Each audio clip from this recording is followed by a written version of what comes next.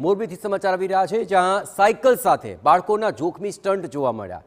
પૂરપાટ જતી ટ્રકને પકડવા બાળકો પ્રયત્ન કરતા નજરે પડી રહ્યા છે। વાયરલ વિડીયો મોરબીના ઘૂંટુ રોડનો હોવાનું અનુમાન છે, જ્યાં ટ્રક સાથેની આ રમત જીવલેણ સાબિત થઈ શકતી હતી। યુવાનોની સ્ટન્ટબાજી બાદ હવે બાળકો પણ જોખમી સ્ટન્ટના રવાડે ચડ્યા હોય તેવા આ દ્રશ્યો સામે આવી રહ્યા છે। સ્ક્રીન પર દેખાતા દ્રશ્યોમાં આપ જુઓ, અનેક ગંભીર સવાલ ઉઠી રહ્યા છે। સોશિયલ મીડિયા પર લાઇકના ચક્કરમાં બાળકો હવે સ્ટન્ટ કરી રહ્યા છે। અત્યાર સુધી યુવાનો તો બેફામ સ્ટન્ટબાજી કરતા જ હતા, પણ હવે બાળકો પણ જોખમી સ્ટન્ટના રવાડે ચડી ગયા। આ ઘટના વાલીઓ માટે લાલ બત્તી સમાન છે કે એમ વિચારીને નિશ્ચિંત છે કે તેમના બાળકો હાલ સાયકલ ચલાવવા નીકળ્યા છે, પણ પ્રશ્ન એ છે કે બાળકો સાયકલ ક્યાં ચલાવી રહ્યા છે અને કેવી રીતે ચલાવી રહ્યા છે। સ્પીડમાં દોડતી ટ્રકને પકડવાની આ ઘટના બાળકો માટે જીવલેણ સાબિત થઈ શકતી હતી। ત્યારે સવાલ એ ઉઠે છે કે આવા ખતરનાક સ્ટન્ટનું ઘેલું આખરે બાળકોમાં કેમ લાગી રહ્યું છે। સ્ટન્ટબાજો વિરુદ્ધ તો પોલીસ કાર્યવાહી કરતી જ હોય છે, પરંતુ સગીર વાહન ચાલકો વિરુદ્ધ પોલીસની પણ એક મર્યાદા રહેતી હોય છે। ત્યારે મોરબી પોલીસનું કહેવું છે કે આવા કિસ્સાઓમાં મા બાપ સતર્ક રહે તે પણ અત્યંત જરૂરી છે। બાળકો કોઈ પ્રકારની સ્ટન્ટબાજી તરફ કે ગુનાખોરી તરફ ન વળે તે માટે તેમના પર નજર રાખવી અત્યંત જરૂરી છે।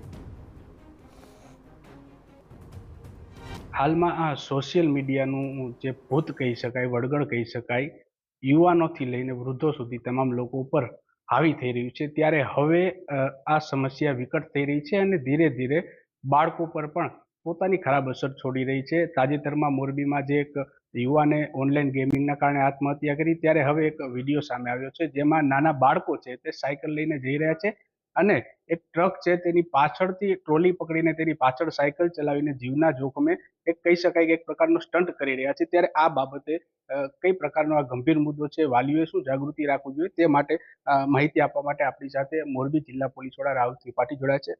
સાહેબ, જે પ્રકારે સોશિયલ મીડિયાની આડઅસરો જોવા મળી રહી છે, ધીરે ધીરે એક પછી એક આ ગંભીર સ્વરૂપ ધારણ કરી રહી છે, શું કહેશો સાહેબ?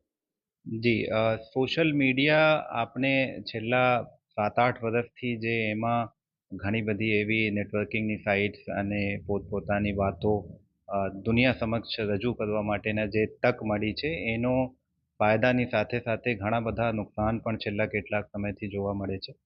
અને ખાસ કરીને એવી વેબસાઇટ્સ જે બાળકના મનમાં કોઈ એવી લત લગાડી દે જેનાથી એની આદત પડી જાય અને એના ઉપરથી એ પોતાને જાતને, પોતાના ફેમિલી મેમ્બર્સને અથવા સમાજને કોઈને વ્યક્તિને નુકસાન પહોંચાડી શકે, એવી પણ ઘટનાઓ ક્યારેક ક્યારેક ધ્યાનમાં આવે છે। તમામ વાલીઓ જોડે મારી નમ્ર અપીલ છે કે બાળકોને જે મોબાઈલ આપવામાં આવેલા છે એના ઉપર નજર રાખવામાં આવે, એ ખરેખર કઈ એક્ટિવિટી કરે છે। આપને પેરેન્ટ્સ તરીકે બાળકોના જે ભવિષ્ય છે એ ઉજ્જવલ બને, એને ભણવાની તક મળે। ઘણી બધી એજ્યુકેશનલ સાઇટ, વેબસાઇટ, એપ પણ એવી છે જેનાથી બાળકોને ભણવામાં પણ મદદ મળે છે, બટ એના સાથે સાથે જે એનો બીજો પહેલું છે એનો દુરુપયોગ તો નથી કરવામાં આવતા, એ બાબતની ખાસ કાળજી રાખવી ખૂબ જ જરૂરી છે। મોરબી પોલીસ કાર્યવાહી કરે છે, સ્ટન્ટબાજો હોય તેના ઉપર કડક કાર્યવાહી થાય છે, પરંતુ ક્યાંક ને ક્યાંક જે હવે આ બાળકો સ્ટન્ટબાજી શીખી રહ્યા છે અને અહીંયા પોલીસની પણ અમુક મર્યાદાઓ આવતી હોય છે, ત્યારે હવે આ પરિસ્થિતિમાં કઈ પ્રકારના પગલાં વાલીઓએ લેવા જોઈએ, શું કરવું જોઈએ? એ જે મેં વાત કરી એ વાલીઓને ખરેખર આ સમજવું પડે કે બાળકને પહેલી વખત તો કાયદાની વાત કરીએ તો અંડર એજ અને વગર ડ્રાઇવિંગ લાઇસન્સ જ્યાં સુધી ના કાઢી શકે ત્યાં સુધી એને કોઈ જાતના વાહન ચલાવવાની અનુમતિ હોતી નથી। અને એવા કોઈ કિસ્સા પોલીસના અથવા એવા કોઈ બનાવ ધ્યાન ઉપર આવે છે તો વાલીઓ ઉપર પણ એમાં ગુનો દાખલ થઈ શકે છે, એવી જોગવાઈ પણ છે। સાથે સાથે એ ખરેખર એક બાળકો સાથે વાત કરીને એને કોન્ફિડન્સમાં લઈને અને એને જે વસ્તુ આપવામાં આવી છે એનો દુરુપયોગ તો નથી કરવામાં આવતા, એ બાબતની એક ખૂબ જ વ્યવસ્થિત કાળજી રાખીને એના ઉપર એક્શન લેવાની જરૂરત છે। બાકી નેગેટિવ એનર્જી નેગેટિવલી એને યુઝ કરજો તો એ કોઈ જાતનો ફાયદો એનો થશે નહીં અને એનું નુકસાન બધાને ભોગવવું પડે એવા છે। ચોક્કસથી આ હતા મોરબી જિલ્લા પોલીસ વડા રાહુલ ત્રિપાઠી। કેમ કે જ્યારે આ પ્રકારની સમસ્યાઓ વધી રહી છે, સોશિયલ મીડિયામાં રીલ્સના ચક્કરમાં, લાઇક્સ મેળવવાના ચક્કરમાં જે રીતના ફ્યુચર બરબાદ થઈ રહ્યું છે, ત્યારે હવે ધીરે ધીરે બાળકો પણ આમાં ફસાઈ રહ્યા છે। ત્યારે હવે વાલીઓએ જાગૃત થવું જરૂરી બન્યું છે। ત્યારે આગામી સમયમાં જો અહીંથી જ વાલીઓ જાગૃત નહીં થાય તો આ સમસ્યા વિકરાળ બનશે અને પોતાના પરિવારની સાથે સાથે દેશનું ભવિષ્ય પણ ખતરામાં મુકાઈ શકે છે. ત્યારે હવે વાલીઓએ પણ એટલું જ જાગૃત રહેવું અત્યંત જરૂરી બન્યું છે.